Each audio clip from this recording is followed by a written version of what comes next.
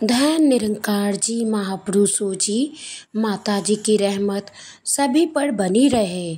आइए सतगुरु माता जी के आज के विचार को, अनमोल विचार को श्रवण करें। एक समय में तो आए और निर्धारित समय की कुछ सालों की ही ये जिंदगी है, फिर ये सांसों ने बंद होना है। तो ये जो जीवन जिया वो कैसे जिया, वो क्या करके समय निकाला, क्या हमने वाकई ही जो काम करने आए थे इस परमात्मा, इस निराकार की पहचान वो करी, या फिर वो समय फिर और चीज़ों में निकाल दिया। ये परिवार रूप में पालन पोषण, ये काम जिम्मेवारियां, ये सब जहाँ करना बहुत ही ज़रूरी है। एक समाज पे बोझ नहीं बनना, पर ये ही सब कुछ है ऐसा नहीं है। ये परमात्मा ही प्राथमिकता होनी चाहिए जब कोई और काम भी कर रहे हों। तो कैसे एक मनुष्य की आदत है कि एक पास्ट की बात, एक फ्यूचर की बात ये लेकर वो स्ट्रेस लेना, एक बोझ ले लेना। जिस समय में हो वो समय का उस समय सदुपयोग करके कोई चीज़ अगर कर ली तो ही वो लाभदायक है। एक समय निकलने पर वो चीज़ खराब भी हो जाती है। जैसे एक हम उदाहरण ले कोई फल का, कि जिस समय वो ठीक है उसको उसी समय खा लेना तो ही शरीर के लिए फ़ायदा होता है, वरना तो वो सड़ जाता है, खराब हो जाता है, तो फिर उसको खाद में ही डालना पड़ता है, एक फेंक देना पड़ता है। वो शरीर में अब डालने के लिए पौष्टिक नहीं बचता।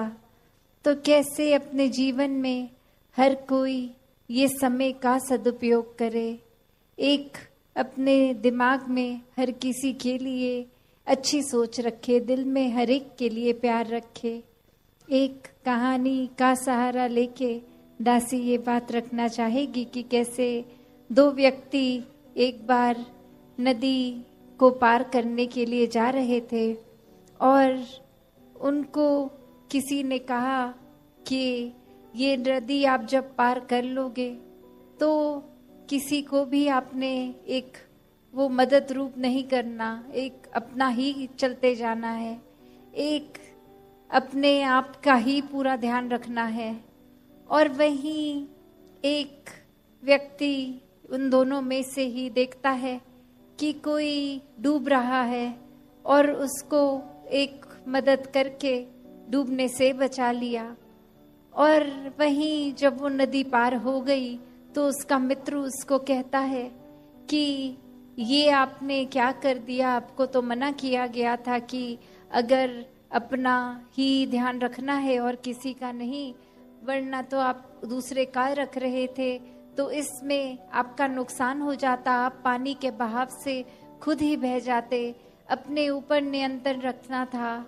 ये दूसरों की मदद में खुद अगर फिसल जाते तो क्या होता।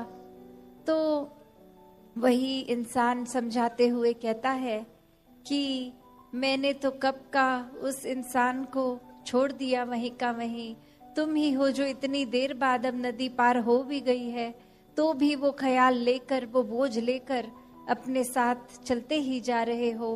वो तो कब का इंसान जिसको जरूरत थी उस समय में कर दी गई उसकी मदद, और मेरे को ख्याल भी नहीं आया उसके बाद। तुम तो इतनी देर और बीत भी चुकी है तो भी वही सोच पकड़ के बैठे हो। तो ऐसे अक्सर हमने कितने और भी उदाहरण देखे हैं कि एक ट्रेन जो चल रही होती है उसमें एक इंसान के पास वो एक सामान रखने की जगह बनी होती है, उसमें सामान को अगर वो रख दे तो समझदारी से एक बहुत ही आराम से अपना सफ़र कर सकता है। और वहीं वो इंसान अगर सोचे कि मैं ट्रेन पे ऑलरेडी इतने लोगों का बोझ है, मैं और ना डालूं, मैं अपने सर पे ही अपना सामान रख लूं, तो वो ट्रेन को तो फर्क नहीं पड़ता, पर उस इंसान के ऊपर कितना वजन और इतनी देर वो डिस्कम्फर्ट, वो बेचैनी से रास्ता काटेगा। तो बात वही एक ख्यालों को, एक सोच को, एक बेचैनी को अगर हम हर समय पकड़ के बैठेंगे तो सुकून कहाँ से आएगा, वो चैन कहाँ मिलेगा, वो आराम, वो पीस कहाँ होगी। और आध्यात्मिकता की बात जब करते हैं तो ये सुकून कोई थोड़ी देर का सुकून नहीं है, ये सुकून तो हर पल का हो जाता है जब इस परमात्मा से, इस आत्मा का ब्रह्म ज्ञान रूप से ये मिलन हो जाता है। फिर ये परमात्मा हर समय अंग संग ही दिखता है। कोई भी एक सिचुएशन होगी, एक समय कैसा भी चल रहा होगा, वो एक सुकून में जीवन कटता है और ये सुकून फिर कोई छीन नहीं सकता हमसे। ये तो हर हाल में, चाहे गम हो खुशी हो, ये सुकून बरकरार रहता है। तो ऐसा ही सुकून हर कोई अपने जीवन में जहाँ प्राप्त कर सकता है, एक नेक इंसान बन के अपने जीवन को चला सकता है।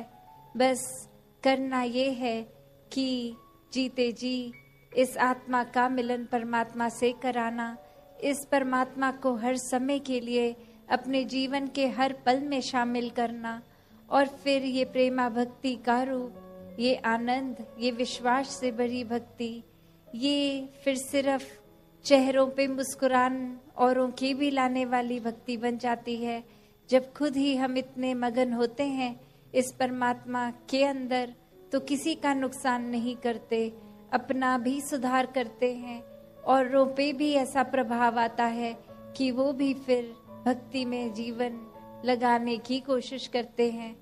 तो जहाँ वो फोकस अपने ऊपर ही, वो एक अपना भक्ति में कैसे और पकड़ की जाए और गहराई से कैसे और प्यार किया जाए परमात्मा से, उस पे ध्यान देंगे तो दूसरों की कमियों पे नजर नहीं जाएगी। अपनी जीवन में क्या है क्या नहीं है उस पे नजर नहीं जाएगी।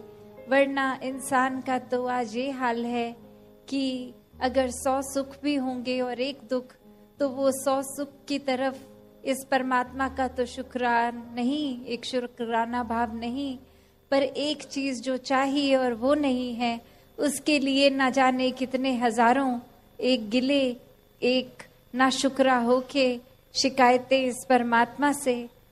तो कैसे एक एक चीज जो इस परमात्मा ने दी है उसको अपने जीवन में अगर वाकई ही रखें, उसका सदुपयोग करें, तो एक एक चीज, एक सुबह हर जो हम उठ रहे हैं, छोटी से छोटी चाहे वो चीज होगी, ये घर परिवार, ये प्यार, ये हवा, ये प्रकृति, ये कोई भी और रूप हो, हर चीज हर समय का वो अनगिनत कारण है इस परमात्मा का धन्यवाद करने के लिए। पर ये मन अगर सिर्फ उसी को ढूंढेगा जो नहीं है, तो सब कुछ होते हुए भी लगेगा कि कुछ भी नहीं है।